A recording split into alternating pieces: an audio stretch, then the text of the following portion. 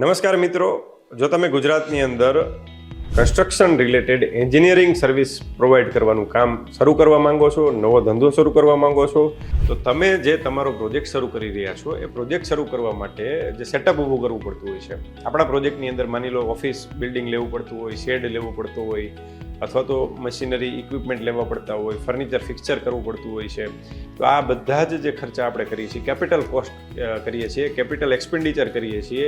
આ એક્સપેન્ડિચર કરવા માટે, આ ઇન્વેસ્ટમેન્ટ કરવા માટે જનરલી આપણે પ્રોજેક્ટ રિપોર્ટ બનાવીને નેશનલાઇઝ કે કોઓપરેટિવ બેંકમાંથી આપણે લોન લેતા હોઈએ છીએ, ટર્મ લોન લેતા હોઈએ છીએ. જો આ ટર્મ લોન તમે તમારા પ્રોજેક્ટ માટે લીધેલી છે અથવા તો લેવાનું વિચારી રહ્યા છો, તો તમને એમાં 5% 5 વર્ષ માટે, 6% 6 વર્ષ માટે અને 7% 7 વર્ષ માટે એવી રીતે ઇન્ટરેસ્ટ સબસિડી મળે છે. ચાલો સમજીએ આપણે એ કેવી રીતે મળે છે. જે તમારા પ્રોજેક્ટનું લોકેશન છે એ લોકેશન ઉપર આ બધું આધારિત હોય છે. આ લોકેશનની વિગત પણ તમને હું સમજાવી દઉં છું. ગુજરાત આત્મનિર્ભર સ્કીમ 2022 અંતર્ગત ગુજરાતના અલગ અલગ તાલુકાઓને અલગ અલગ કેટેગરીમાં ડિસ્ટ્રીબ્યુટ કરેલા છે. જેમ કે આપણે કેટેગરી 1, 2 અને 3 એવી રીતે કરેલા છે. માની લો કે તમે રાજકોટ તાલુકા અને રાજકોટ જિલ્લા, રાજકોટ સિટીની વાત કરો છો તો એ કેટેગરી 3માં આવે છે.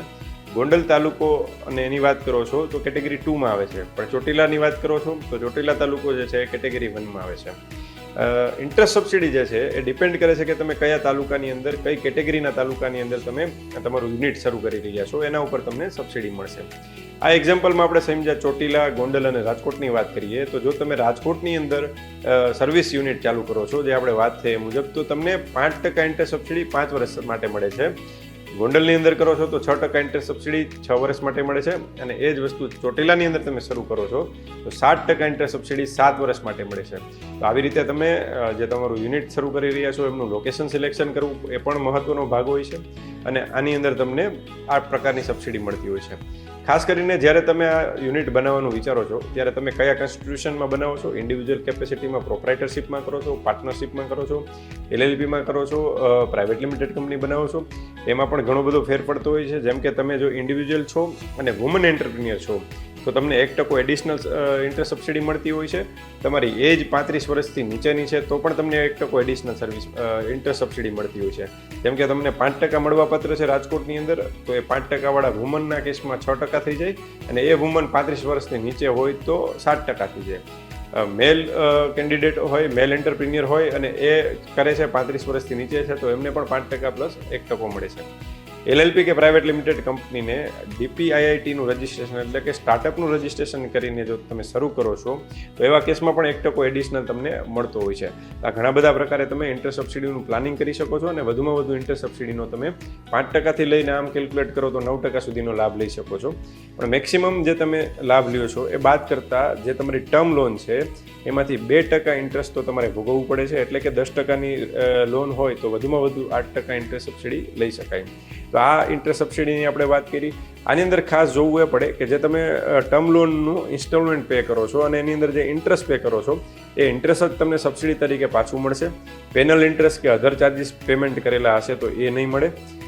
તમે જો ડિફોલ્ટ કર્યો છે કે ભાઈ કોઈ કારણોસર હપ્તા નથી ભરી છે કે આ ડિફોલ્ટ થયેલો છે તો ડિફોલ્ટ પીરિયડનું ઇન્ટરેસ્ટ છે એ પણ સબસિડી રૂપે તમને પાછું મળશે નહીં. અને આવા સર્વિસ યુનિટને ખાસ કરીને 10થી વધારે લોકોને એમ્પ્લોયમેન્ટ આપવું ફરજિયાત છે આ યુનિટ કરો છો ત્યારે. અને GST નંબર લેવો ફરજિયાત છે. તમારું સોપેક લાઇસન્સ હોય તો સોપેક લાઇસન્સ લેવું જરૂરી છે.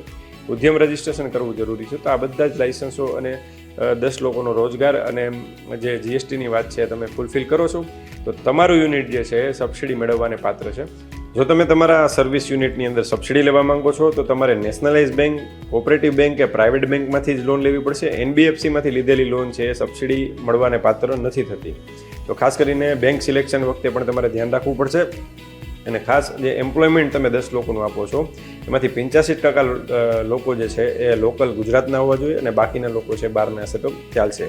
સાથે સાથે તમારે જે એપ્લિકેશન કરવા માટે તમારી પાસે જે ટાઈમલાઈન છે એ એવી હોય છે કે તમારું ફર્સ્ટ ડિસ્બર્સમેન્ટ થાય છે લોનનું, પહેલો હપ્તો લોનનો ઉપાડો છો ત્યારથી 1 વર્ષની અંદર, અથવા તો પહેલું બિલ સર્વિસ પ્રોવાઈડ કરવાનું ચાલુ કરો છો અને સર્વિસ રેન્ડરિંગનું કામ ચાલુ કરો છો એટલે ત્યારથી જે પહેલું બિલ બને છે, પહેલું બિલ અથવા તો ફર્સ્ટ ડિસ્બર્સમેન્ટ બેમાંથી જે મોડું હોય એના 1 વર્ષની અંદર તમારે અરજી કરવાની હોય છે.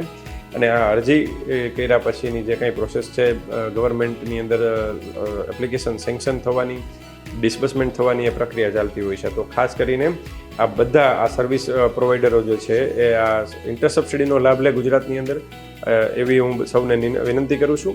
હું રાજેશ સવનિયા, એડ્રોડ કોર્પોરેશન, રાજકોટ. અને વધુ માહિતી મેળવવા માટે અમારી યુટ્યુબ ચેનલ રાજેશ સવનિયા વિઝિટ કરો.